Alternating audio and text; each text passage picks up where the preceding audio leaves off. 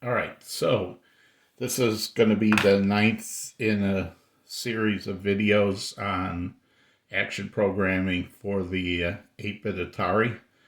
I hope you won't think it's a bait and a switch if we don't actually get to action programming in this video, but tonight I wanted to talk about character sets. Everything you could want to know about character sets. Well, not everything, because there's some we're going to save for a later video, but a lot about character sets.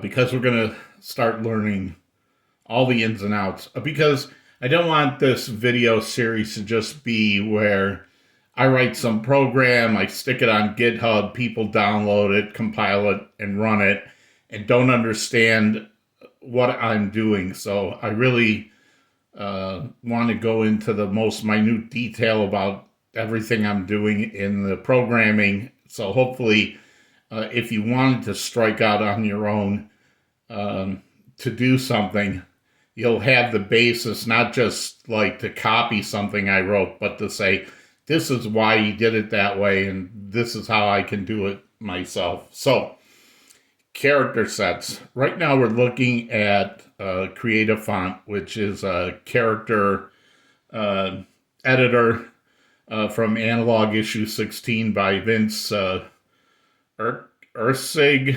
I'm not sure how to pronounce it, Erceg. I've been using it for almost 40 years now to redefine characters, and I used it to redefine the characters in my action game that I gave a sneak peek of last time. The Atari does the display is there is a chip inside the Atari aside from the 6502 processor called the Antic chip. It's a separate chip with its own set of instructions, and it controls the display. This lets your computer 6502 do other stuff while Antic is handling what's displayed on the screen.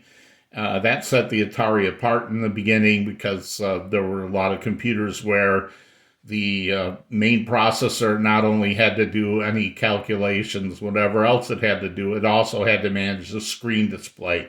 But the Atari, it's displayed by the Antic chip. The Antic chip has 17 different graphic modes that your Atari can go into. There's 6 text modes and 11 graphics modes, mapped graphic modes if you have GTIA chip, which is Atari 800 does have a GTIA chip. It also, some of these modes are available from basic and action using the action library routine called graphics, which mimics the Atari basic graphics call. So you have graphics 0 through graphics 8, where graphics 0, 1, and 2 are text modes, and graphics 3 through 8 and 9 through 11 are what we call map modes. I'll explain the difference in a minute. But in addition to those ones that you can reach through the action library routine graphics and basic library routine called graphics 0 or graphics 1 or whatever. Antic has some modes that you need to talk to the Antic chip directly to get it to display. Now, in the later OSs for the XL and the XE line, even those special graphics modes for the Antic chip, all of them but one were given graphics commands. So like graphics 12 is the Antic mode 4 and graphics 13 is Antic mode 5 and so forth. But the 800 doesn't have graphics 12 and 13 for Antic 4 and 5, so and neither does the Action cartridge. Action does support, if you look in the manual, it supports graphics 0 through 8. It does support 9, 10, and 11 on this GTIA-equipped 800. It does not support 12 and 13. So for the 800, I'm going to have to use a special display list to tell Antic to display Antic 4 and 5 characters. So I'm going to get to those in a later video.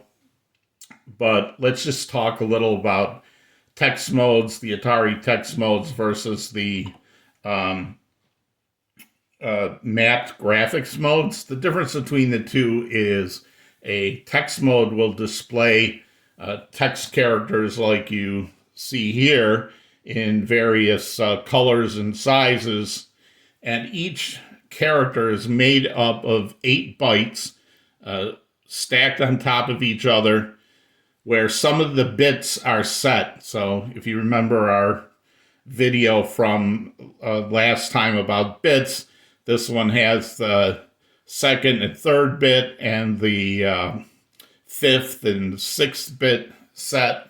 I'm sorry, counting from 0. So it's actually byte 1 or bit 1, bit 2, bit 5, and bit 6, right? Because this is bit 0.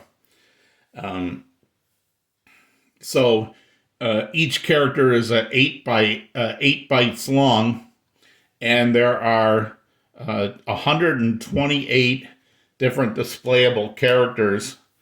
So 8 times 128 is 1024, which is 1K of memory. So a full character set takes up 1K of memory. It's located in your Atari, starting at location in hexadecimal E000. And we'll look at that when we get over to Action in a bit. The order that they're now, so in that's text modes. In the graphics modes, you're plotting each individual pixel on the screen by plotting and drawing and fill and locate and so forth. So in the mapped graphics modes, you have to plot every point on the screen. So the reason a lot of Atari games are written in the text modes is because I can put one character on the screen and cover 64 pixels at once. Now, will the range of what I can draw be limited to what I can define in these characters? Yeah, but most of the time with 128 different images that you can program to look like different things, you're going to be much better still using a text mode to draw your game than it's just faster and it's easier than trying to do a map mode. For instance, if I want to move a character on the screen, I just move it from column 3 to column 4. If I wanted to do the same thing in a map graphics mode, I'd have to erase every pixel that was turned on, move everything over 8 bytes, and turn on the same pixels again, which, there's a whole bunch of pixels here I'd have to turn on. Way slower, way more complicated. It's much easier to use text modes to program games. Each of these, at least on this display here, these characters are listed in their character code. So it's the ATASCII, which is the Atari version of ASCII. So the ASCII 0, the character code 0 is a heart. Character code 32 is a space. Character code 65 is an A. Character code 97 is lowercase a. So this is the order of the characters in ASCII with the character codes.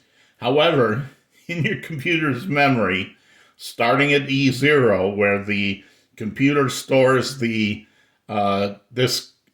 128 sets of 8 bytes, it does not store them in this order here. It does not store them in a TASCII order.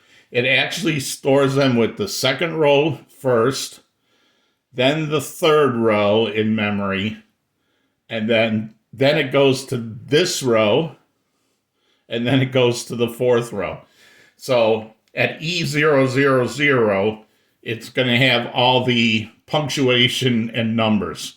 At E100, it's going to have all the uppercase letters and a few more punctuation. At E200, it's going to have the graphics characters. And at E300, it's going to have your lowercase letters and a few more graphic characters. You don't have to worry about, most of the times, you do not have to worry about making that translation yourself about where it is in memory. You just need to know that when I'm copying the character set from the OS at E0, I want to make sure that I'm copying the right part. So like if I want to copy the punctuation and lowercase and these, I want to start with E0 and E1.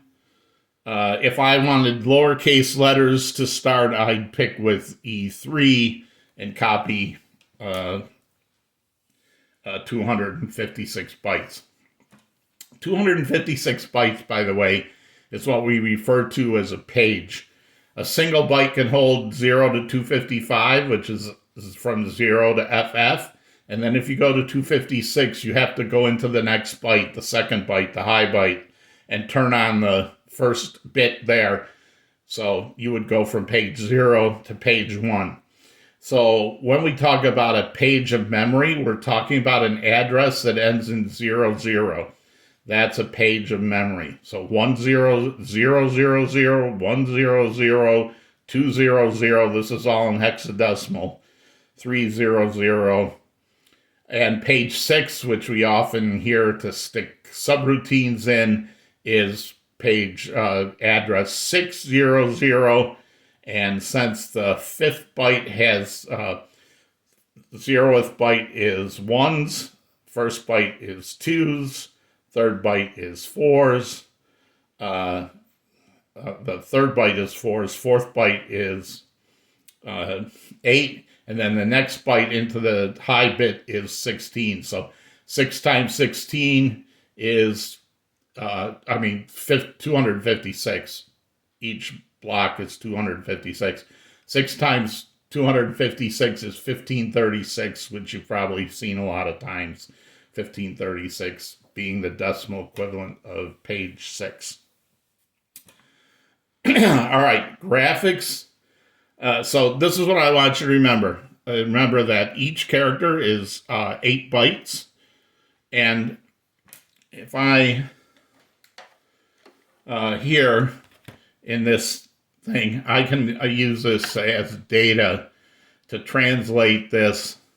And this shows me basically that the first byte has no bit set, so it's 0. The second has 2, and 4 is 6, and 16 is 22, and 32, 54. This has all the bits set except the high bit, so that's 127, and then if you add the high bit, that's 128, would make it 255. All the bits are set. So you can see that this can be represented by an array of bytes. We're going to use this. This is how I did my dog, and this is how we're going to do it in action. We're going to define a picture over here, translate it into these numbers, an array of 8 bytes, and that's what we're going to make our characters with.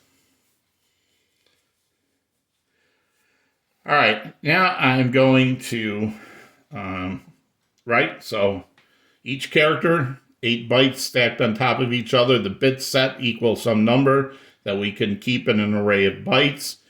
They're displayed on the screen.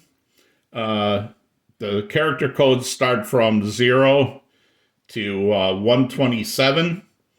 And the actual storage in your Atari's memory, this is at the first block of characters stored. This is the second block of characters stored. This is the third block. This is the fourth block.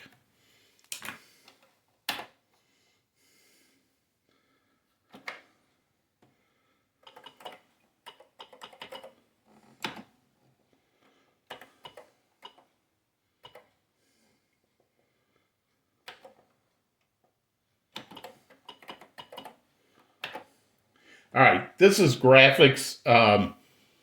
This is graphics 0. Of the text modes, graphics 0 is a 40 screens across, 40 columns across, 24. Each character is 8 bytes that we saw before, and the colors are determined by certain color registers. This outline on the outside is color BK in Atari, mapping the Atari. Color BK, which stands for background color. In every other mode except for, in every other text mode except for graphics 0, this background will be the same color as this. That's why when you go to graphics 1 and graphics 2, it's all black. So the background is the same as the outside border. But in graphics 1, color register 2 is the one that holds the background, and color register 1 holds the luminance of the character set.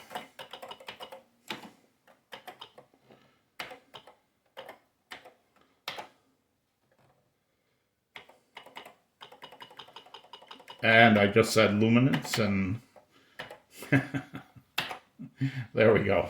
All right, so this holds the luminance of the color register 1. In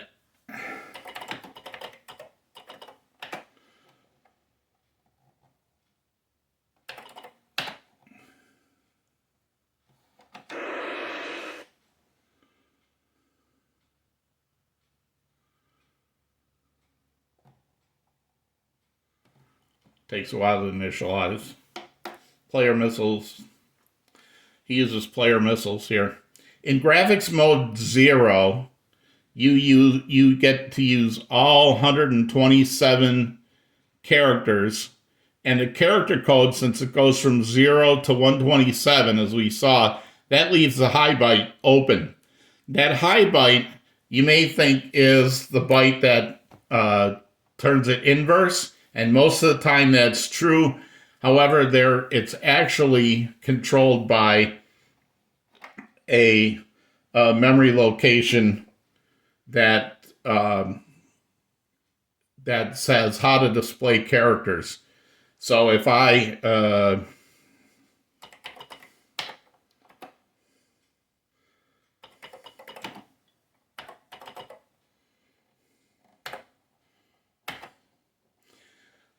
so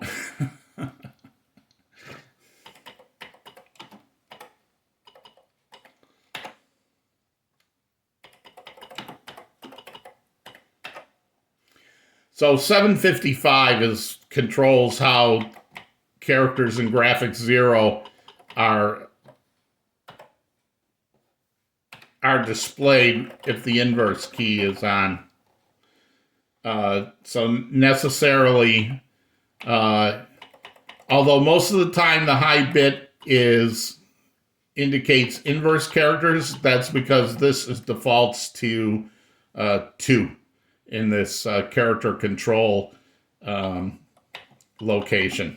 So in basic graphics mode 0, you have 127 bytes for your character codes, and the high byte determines whether it's an inverse or whatever you've determined that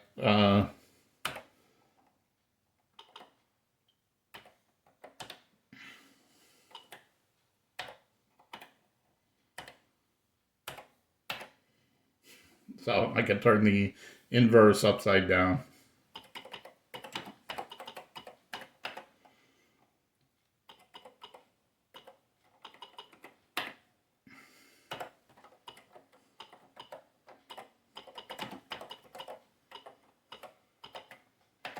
Yeah, don't do that during a live video. You're just going to mess yourself up.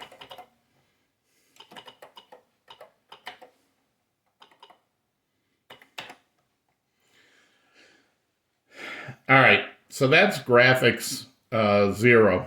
127 characters. The high byte determines whether it's an inverse or not most of the time. Graphics mode 1 and graphics mode 2, which are antic mode 6 and 7, are the 4-color character modes where each character can be a given color. So if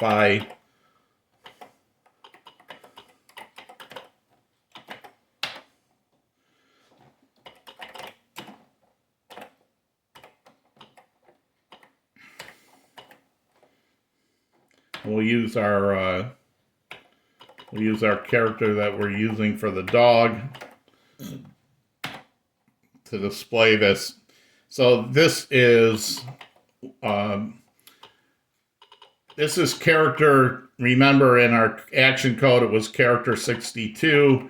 I can also just use the character code directly, like this.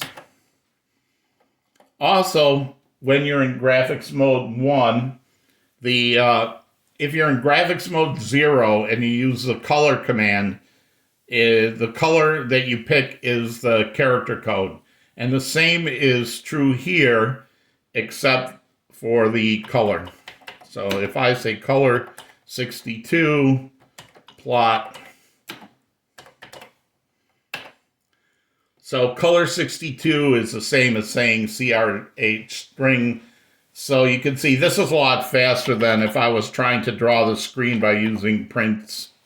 And the same is true in action. We're going to use color and plot to draw characters on the screen. It's much faster. Graphics mode 1 and 2 have 4 colors, and it's interesting, at least to me, and where I found out that there was an error in Re Atari and a bunch of books that I've seen.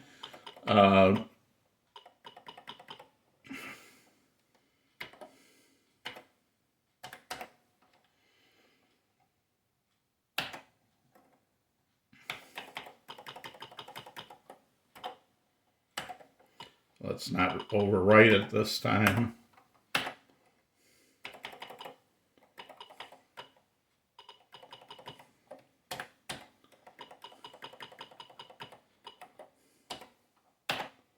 So there we have our 4 different color characters. It's, sorry. There we go. There's our 4 different colored characters.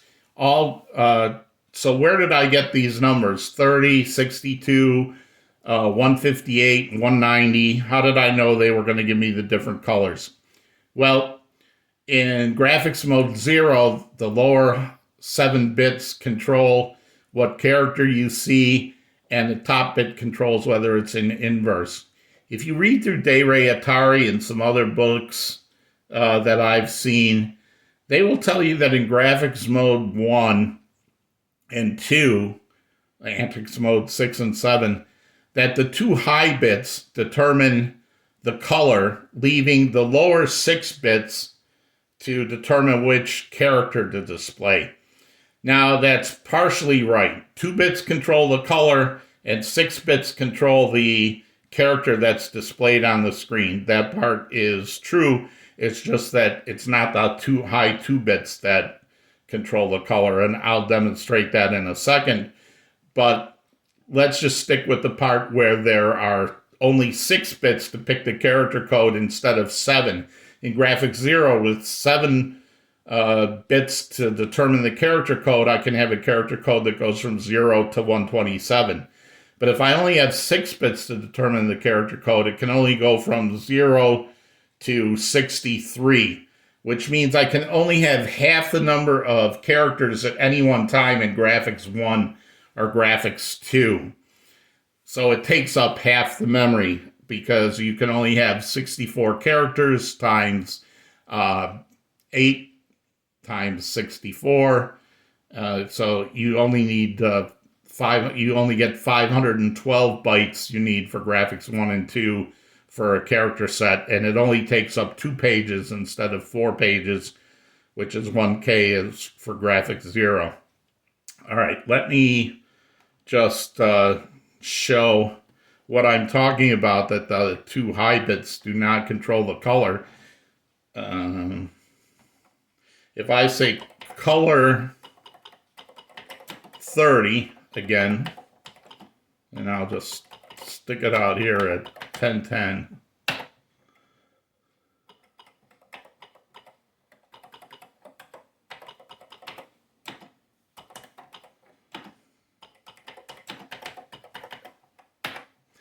Okay, these characters are 2 different colors.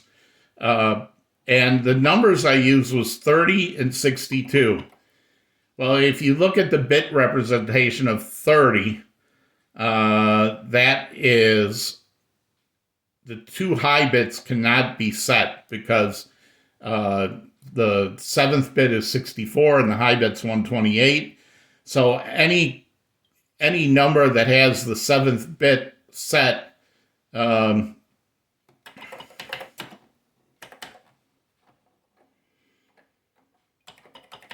let me do it this way so you can see them both at the same time.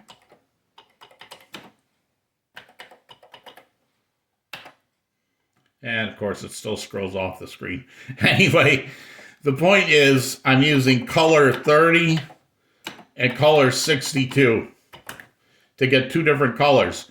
But in both of these numbers, since this number is not higher than 64, this cannot be 2 different colors using the high bits, because both bits are 0 and I still get 2 different colors. It turns out that in actuality, if you look at the bit mapping, it's the top bit, the 7th bit, and the 5th bit that determine the color. So if I broke this 30 into a bit representation, 16 and 8 is 24, and 4 is 28, 30. That's the color. That's the number 30 in. This is the number 62. Right? It's 2 plus 4 is 6, plus 8 is 14, 30, plus 32 is 62. You can see the difference between these 2 numbers is not that the 2 high bits are different, but that the 7th bit and the 5th bit are different. This 0-1 combination picks one color. This 0-0 picks another. Same thing if I add the high byte, right, 128 to 30, that's 158. That would be the same as setting this bit. So now I've got the 1 and the 0, and if I say color 190,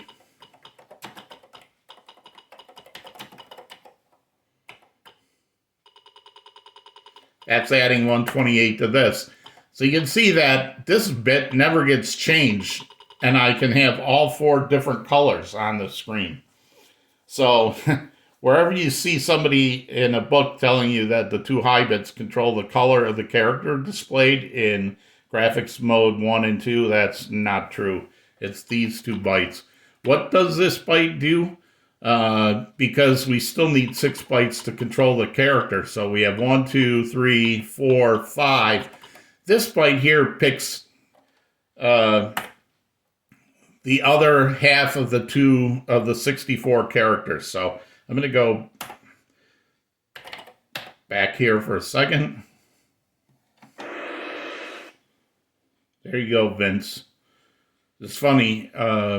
Even when I didn't have my Atari, if you would have asked me who created that character set editor, I remembered that guy's name for almost 40 years just from this one program. So that's how you live on in memory. All right. So what I was saying is that when you're picking the character codes in graphics mode 1 and 2, the 6th bit, the second highest bit, if it's 0, you're going to pick these colors, and bits 5 and 7 are going to pick which of the 4 colors these are in. If you set that 6th bit to 1, then you're going to get these characters, and the 5th and 7th bit will determine which of the 4 colors that these characters are in. So if you ever read that the top 2 bits of the character code control the color in graphics mode 1 and 2, that's actually not right. The 7th bit or the 6th bit actually controls whether you're looking at this set or this set, and the 7th and the 5th bits are what determines the 4 different colors. All right, that's 30 minutes of me talking about character sets, and I know I didn't really get to action, but it's important to understand, again, real quick, character sets are 8 bytes stacked on top of each other. They have a character code that starts at 0 and goes to 127 in graphics 0, but starts at 0 and goes to 63, 0 to 63 in, does not go to 0 to 63 because it's using the 6th bit. So this is tricky here. It's easier, actually, if you remember the bits. But in graphics mode 1 and 2, you get these. You can get either these 2, or you can get these 2 sets of characters because you only have 6 bits. It's just that those 6 bits are the first 5 bits and then the second highest bit, not the third highest bit. And now I probably confused everyone. But next time, I promise, we're going to actually show how to redefine the character set in action. But I just wanted you to understand how graphics 0 and 1 determine the colors. And we'll talk about it more in the next video. Thanks. Bye.